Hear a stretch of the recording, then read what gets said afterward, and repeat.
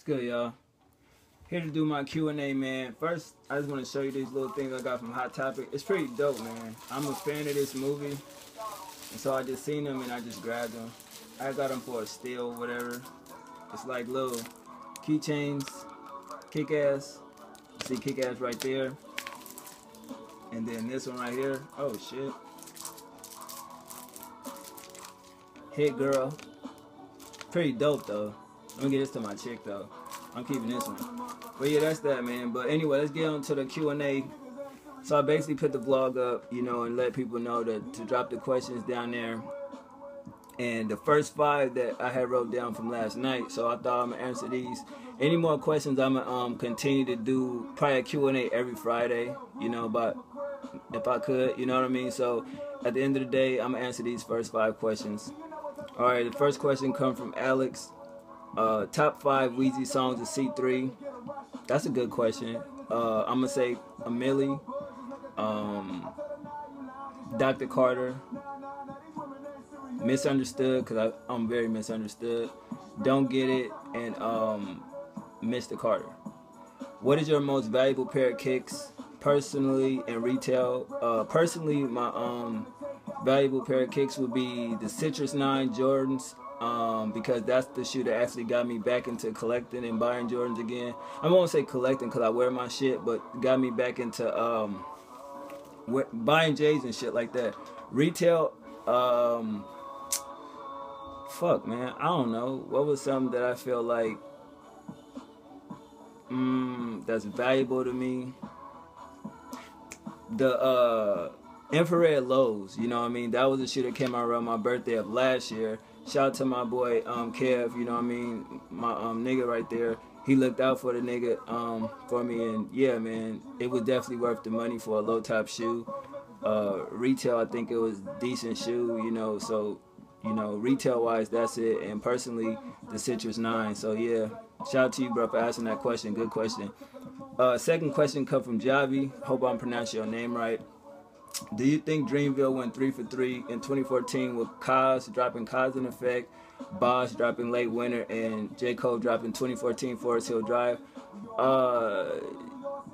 Yeah, I definitely feel like they did, because, you know, Cause and Effect was a great project. So was Last Winter, you know, and I definitely went into those projects open-minded, you know, even though I know J. Cole has signed them. And J. Cole, it's cool, you know, y'all know how I feel about that, but as a label, I definitely feel he's in the right direction as far as, you know, putting his artists out there. So yeah, I think they went 3 for 3. I'm gonna just leave it like that. Definitely looking forward to future projects from them. William Ramirez asks, have you ever heard of Tech 9? And if so, what are your thoughts on his skills? Shout out to you. Personally, yes, I think we all should know who Tech 9 is. I'm not a huge fan of his, but wasn't he on Carter 4? My boy, my brother rather, Troy, shout out to you, nigga. And get at me, bro, like I ain't talked to you in a minute.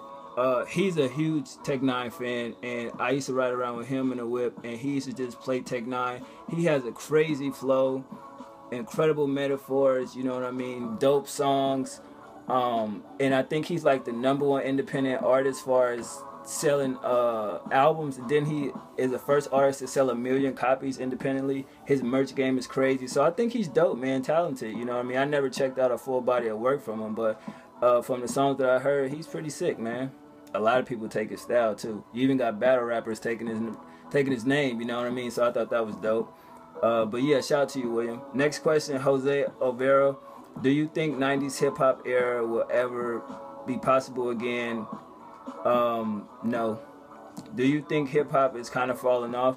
It depends on what you consider falling off. I think it's a lot of underground and indie type artists that's doing it, making heavy noise, but not getting that notoriety that a mainstream artist would get. And with mainstream, you already know what comes with it, you know, the radio friendly singles and, you know, the #1 hits that they give people nowadays when it's just a beat and a hook. But it is what it is. I won't say it's falling off, because as you see, Joey Badass just dropped, Lupe just dropped, we got Wale, we got Kendrick coming this year. We got a lot of dope artists that still, you know, in the forefront of mainstream and still putting out quality work. Not like it's bullshit rap is real rap. So I don't think it's falling off. I think we passed that dance era, the snap era, all that bullshit music. It's still there, but I don't think it's saturating the game.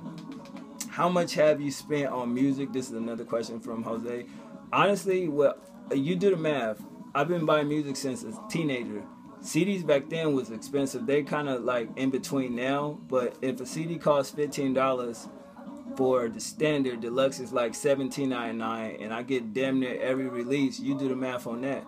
You know what I mean? Plus iTunes, you gotta buy the cards for that. So I don't know, from 2000 to now, I probably spent close to $4 to $5 grand on music, cause that's buying CDs over, giving them away, buying for gifts for people, losing them, having to buy them again. So it is what it is. T.I. Urban Legend CD I bought 4 times.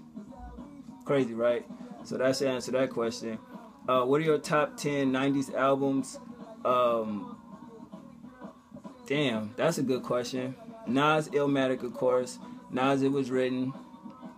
Tupac, Me Against the World. Tupac, All Eyes on Me. Biggie, Life After Death. Biggie, Ready to Die. Reasonable Doubt. I